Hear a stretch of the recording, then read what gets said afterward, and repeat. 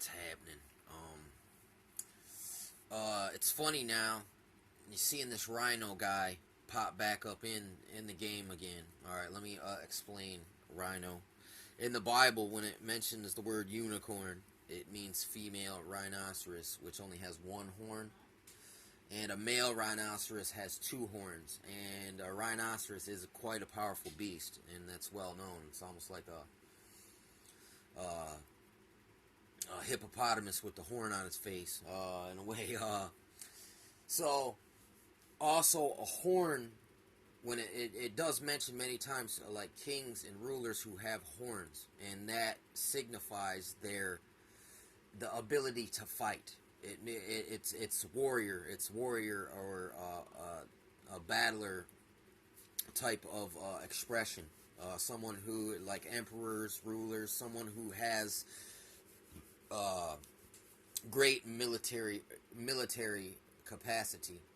And it's funny now how they're playing with this. If Obama's appointing them, and it talks about the beast, that there's horns that come up, and they have horns that come up, and then horns get taken away, and new horns pop up, and they do want to take the Earth and cut it into 10 regions, and this is something to do with Atlantis and the 10 god kings from Atlantis, Poseidon's sons, which is kind of crazy. And America is called the New Atlantis. It was called by the occultists and the philosophers and the alchemists and whatnot.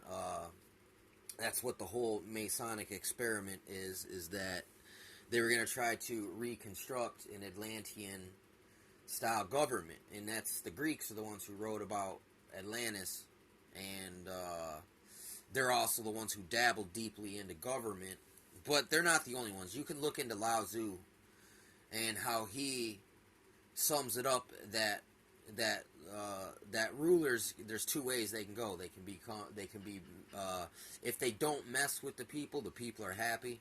And then there's others that try to control everything, and it destroys everything and makes it worse. The tyrants. It's I guess the righteous versus the tyrants. That's the way Lao Tzu sums it up. And you can go, it's not just one or the other. There's many middle areas as well that they can fit into. Like basically it's your right and left wing of either despotic and totalitarian over good government, I guess, good governance, where the people... if the government doesn't intervene on the people, he signifies that's a great government, that's a good king, and then everything shall flourish, and even the king will prosper, and the people will prosper when the less they try to get involved. But the more totalitarian, the worse and worse it even gets. So it's hard to even have a highly warrior society that doesn't go tyrannical. You know what I'm saying? In the days that we got now, with, straight up, they got all this technology. Like, they got technology that, like, basically, they got a microchip that can turn you into a sociopathic, psychopathic, straight killing machine with no conscience. Literally, you can look at their literature into that, and it's not no joke. And, if they don't have it, which they probably do, they're working on it right now. It's like gonna cure all your PTSD. Well, how do you cure PTSD? Well, you kill the person's conscience, because the conscience, the soul, is hurt. There's pain hurting there because of guilt, and it messes with your conscience. So therefore, they want to cure PTSD. The way you cure PTSD is stop making people commit crimes in the name of kings and governments and false ideologies. That's really how you kill PTSD. You don't give someone a microchip. But once again, yeah, man. So even this Rhino event is playing into the whole Revelations, the kings and the horns on the dragon and all that. Three horns fall and a little horn comes up in its place. And I don't know. They love to telegraph biblical, prophetic, infused or highly charged imagery and symbolism, and this is one of the ways that they have done that yet again. And I ain't heard no one else even mention that about the little horns and how the horns are set up, but how even America is going to be split into 10 FEMA camp regions, and you can look that up. It's not that they're gonna do it; they've done it. It's continuity of government, and it's think tank, Iron Mountain, silent weapon for quiet wars, think tank, task force, database, operations. You know what I mean? So just be real.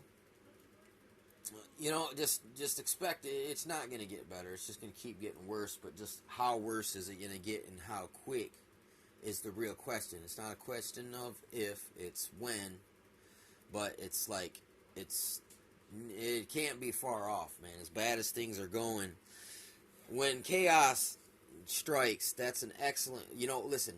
Amidst the clamor and the tumult, when everyone's so busy running around in a panic, that's when they're going to really move the pieces big. It's just they need this, whatever this catalyst is, that's going to give them their cover, you know, their smoke screen, so they can, we're here to help, and they can get their operatives in place. And the guy was obviously taken out. That's going to get this guy in his place. So it's funny that this guy popped out in this way again, because I've mentioned it. As soon as I heard him call this guy Rhino, I knew exactly that it was some kind of play on the little horns from Revelations. And I mean, if Obama appoints him, Obama knows his reputation on the internet, that he's straight up the devil's clone of Akhenaten. So I mean, I think he kind of gets off on that, like, yo, you know what I'm saying, in a way, because an egomaniac, it doesn't matter what you say. It just pumps their head up more. You know what I'm saying? They get invigorated from the hype. You know what I'm saying? They love to just push it and stretch it even further, and even start to play into it to gain more attention. It's like the person who didn't get no attention as a kid, and they learned that through doing bad things you can get a lot of attention. It's like bad publicity is better than no publicity. But actually, bad publicity, nothing blows you up like bad publicity. I mean, good publicity happens that it's gone out of the public consciousness in days. But bad publicity will hang around for life. So, I mean, it's stronger there. And sometimes they actually capitalize and cash in on this. That's where your PR network, spin doctor, spinners come in and just... once again, amongst the clamor and the chaos, these guys move. That's when they move their pieces around. That's when the musical chairs is happening. Is when something else is going on that just got your attention over here. You know, while you're looking over here, behind you, they're moving the chairs. They're ripping your chair out from under you.